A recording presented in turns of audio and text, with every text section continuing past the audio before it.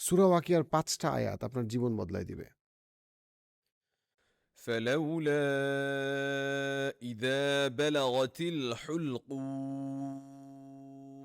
এবং তখন যখন তোমার প্রাণ তোমার একদম গলা কণ্ঠের কাছে চলে আসছে, অর্থাৎ আল্লাহ আযজা ওয়া জাল বলছেন যখন তোমার মৃতপ্রায়। وأنتم حينئذ تنظرون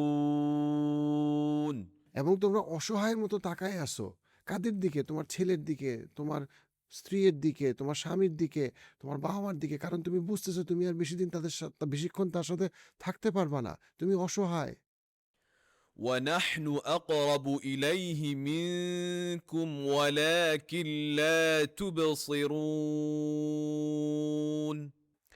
আমরা, আল্লাহ আযজা ওয়া জাল বলছেন আমরা বলতে ওনার অথরিটি, ওনার ক্ষমতা তার খুব কাছে, এই মুমূর্ষু ব্যক্তির খুব কাছে।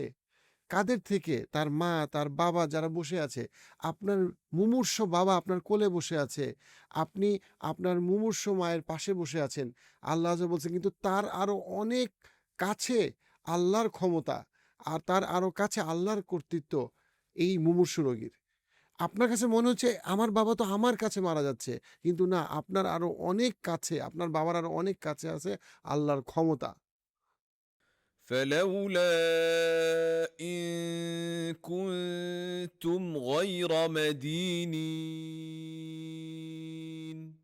আল্লাহ প্রশ্ন করছেন, যদি তোমরা মনেই করো যে তোমাদের কখনো বিচার হবে না, তোমরা এত ক্ষমতাবান, তোমাদের কোনো বিচার হবে না, তোমাদের কারোর সামনে দাঁড়াইতে হবে না, কারোর সামনে তোমাকে জমা খরচের হিসাব দিতে হবে না, ترجعونها إن كنتم صادقين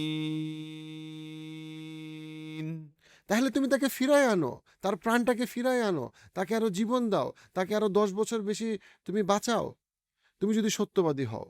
তুমি যদি আসলেই মনে করো তোমার জমা খরচের হিসাব নিয়ে তোমাকে আল্লাহর সামনে দাঁড়াইতে হবে না, তুমি যদি মনে করো তুমি বিচারের ঊর্ধ্বে, তোমার ক্ষমতার উপরে আর কারো ক্ষমতা নাই, তোমার কর্তৃত্বের উপরে কোনো কর্তৃত্ব নাই, আল্লাহকে তোমার দরকার নাই, তাহলে তুমি জানটাকে ফিরাই আনো, প্রাণটাকে ফিরাই আনো, তুমি তাকে মৃত্যু থেকে ফিরাই আনো, মৃত্যুর সময়কাল পিছায় দাও।